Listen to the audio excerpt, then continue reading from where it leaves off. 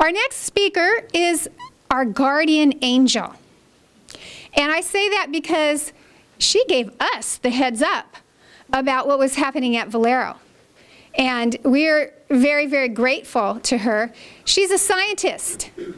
She studies not only the safety, but what really I like about it is she studies the long-term health risks. You know, it's one thing for things to come in by rail, and that's dangerous enough because they can explode. But what are the impacts to our children and our long-term health living in a refinery town? And she's going to talk about that tonight. Diane from the Natural Resources Defense Council Fund. Sorry, I knew I was going. I have to confess that when we first heard about the Valero Crude by Rail project at NRDC, we honestly didn't know what to make of this project. But we smelled something a little funny, a little off. We were concerned. And next slide. You know, this did not seem like your standard little innocent choo-choo train project. So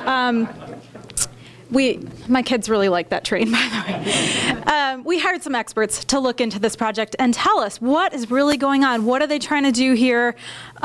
Is this no big deal or something to really get concerned about?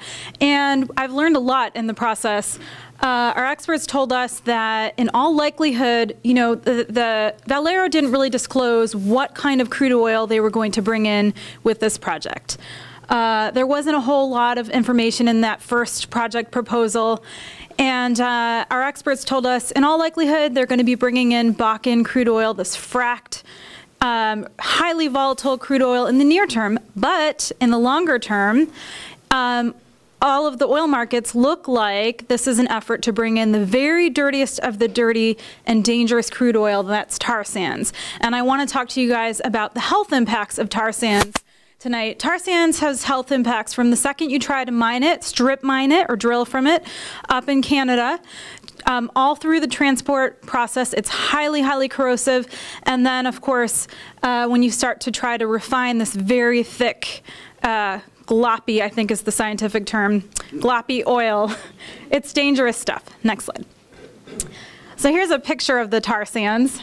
Kind of looks like coffee grounds a little bit. Some people say it's got the consistency of peanut butter. Please don't eat it. Extremely toxic. It's contaminated with a lot of heavy metals and other pollutants. And I'm going to walk you through some of the health hazards of this. Next slide. So one of the problems with tar sands is that it's incredibly difficult to refine, and it's also hard to move because it's semi-solid. So what do they do after they take it out of the ground and take the sand out of it? They put a lot of chemicals in, solvents in there to make it flow like regular oil. And those solvents carry a pretty serious toxic hazard by themselves. They release things like benzene, which is a cancer-causing chemical associated most with childhood leukemia. And then the other problem with tar sands is the very, very heavy bottoms. It acts like refinery bottoms, and it takes a lot of energy to refine this stuff. Next slide. So we compared, looking at a US EPA database of refinery emissions across the nation, we compared what the emissions look like from the very heaviest crude oils, the refineries that are currently using those heaviest, very dirtiest oils with the national average. And the heaviest crude oils in the first column, and you can see a whole host of really toxic, kind of notoriously toxic heavy metals: arsenic, cadmium, chromium, lead, manganese, mercury, and nickel. And of course we threw up sulfur on there too because heavier oils like tar sands are contaminated with a lot of sulfur. When you compare them to the national average, which is the first column, and then when you weight it, the national average for throughput, so how much these refineries are actually producing, you can see that for a pollutant like arsenic, you've got 4 times the amount of arsenic coming out of refineries that process the dirtiest crude relative to the national average. And look at lead. You've got 5 times the lead emissions when you start to process heavier crude. This raises an enormous red flag for us. We can't look at this data and say, this is what's going to happen at Valero if they start processing tar sands. Each refinery is unique. But again, it's a red flag, and environmental groups and health groups worked very hard decades ago to take lead out of gasoline and out of our fuel. And I think we need to ask ourselves, do we want to be processing these fuels that are laden with the toxic heavy metals and go back to high lead emissions? Next slide. There's a whole host of other serious health impacts. Well, I didn't tell you what the health impacts of lead are. So lead is a notorious neurotoxin. It causes serious developmental delays, IQ loss, behavioral problems, including violent behaviors. And some experts associate lead emissions with an uptick in violence throughout the nation. There's a host of other health impacts from the types of pollutants that refineries release, and we expect these to increase significantly with the introduction of much heavier crudes like tar sands. So what are these health impacts? We're talking about increased levels of soot and smog-forming pollutants, and those are associated with cardiovascular disease, heart attacks, strokes, premature births, other birth defects, premature deaths across the general population, and of course respiratory illness like asthma. Next slide. So another problem when you start to transport and refine tar sands is the odor problems. Tar sands have very high sulfur compounds, but there's one in particular that we're really concerned about, and that's called mercaptans. That's a class of compounds that is highly odoriferous. It just means that it's really smelly. And you guys might have heard of mercaptans because it's actually added on purpose to natural gas so that you can detect a leak. So that's for safety reasons in very, very small amounts, tiny amounts. The problem with tar sands is that it's present in much larger amounts, and that makes people really sick.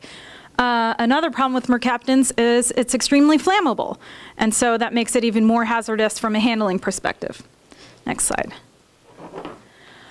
So another problem with refining tar sands is that you get a lot of this byproduct called petroleum coke. And you guys are already familiar with petroleum coke because Valero here in Benicia does produce petroleum coke. The problem is when you start to refine these heavier crude oils like tar sands, you get vast quantities of petroleum coke. And refineries in the Midwest that have transitioned over to tar sands have experienced that, and a lot of suffering in those communities from those petroleum cokes blowing around. These photos were taken in Detroit next to the Marathon refinery there, where they had huge piles just sitting there blowing around in the open air, and people live right next door to that. It's also a problem on the south side of Chicago. And I also included a picture of the derailment of the pet coke train here in Benicia, just as a reminder that this stuff is messy. It's all over the place, and it's already kind of a problem here in Benicia, but that problem would be expanded greatly if we start to have these dirtier, denser crude oils. Next slide. So Antonia covered this really well, but I just want to note that this is the fact that the tar sands and these unconventional extreme crude oils are related to increased accidents. Part of the reason for that is because they're incredibly corrosive. They have very high total acid numbers in addition to being very volatile like the Bakken crudes. And so that puts our aging refinery infrastructure really at risk, where we're already having problems with leaks and accidents in our refineries. Here in Benicia, I think we've been a lot more fortunate than some of the other Bay Area refineries. Nevertheless, it puts us at increased risk that these older refineries were not built to handle these much more corrosive fuels. Next slide. We're also sitting right next to the very ecologically sensitive Sassoon Marsh, which feeds into the San Francisco Bay. And we're concerned that with increased accidents from these crude by rail facilities and from the refining of dirtier crude oil, that we might get a lot more spills into our bay. And by the way, this is a picture from Michigan of a tar sands pipeline spill that happened 3 years ago, back in 2010, I think. And it's a $1 billion cleanup job, and they're still cleaning it up today. They're not finished. So this stuff is incredibly hard to clean up. Tar sands is really dense, and it sinks in water. It's almost impossible to clean up. Next slide. I'm wrapping up here, Roger. So one thing that we're always really concerned about, and particularly here in Benicia, but also with these other Bay Area crude by rail and refinery proposals, we're really concerned about residential proximity. Putting children at risk, putting families and communities at risk, with schools so close by to these facilities, they really don't belong here. These are heavy industrial operations, and there are residents living really close by, and that's not a good mix. Next slide. I just want to remind folks where some of these dirtiest crude oils are coming from, because people live there too. So this shows where the tar sands region of Canada is. It's in a province called Alberta, so way far up north. We're seeing tremendous impacts from tar sands extraction and also upgrading. It's sort of pre-refining up there. There have been snow and stream water samples done downstream of these development sites that have shown off the charts pollutant levels. Next slide.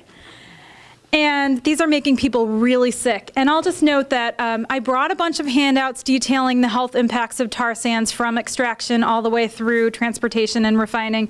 They're on the table. If we run out, you can contact me and I'll get you more. And they detail some of these health effects. We note a greatly elevated cancer incidence in these regions that are downstream, and many other health impacts listed there. Next slide. So I think folks really need to stop and question, is this a good fit for Benicia? Do we want to bring the world's dirtiest crude oils here to Benicia? Do we want to bring all the health and safety risks of the rail transport here in Benicia and risk these accidents? Is it worth it? Next slide. And I just want to ask everyone to think about all of the victims of Lac-Mégantic and step up and say no to crude by rail here in Benicia and say no to tar sands. We don't need that kind of safety risk here. Thank you.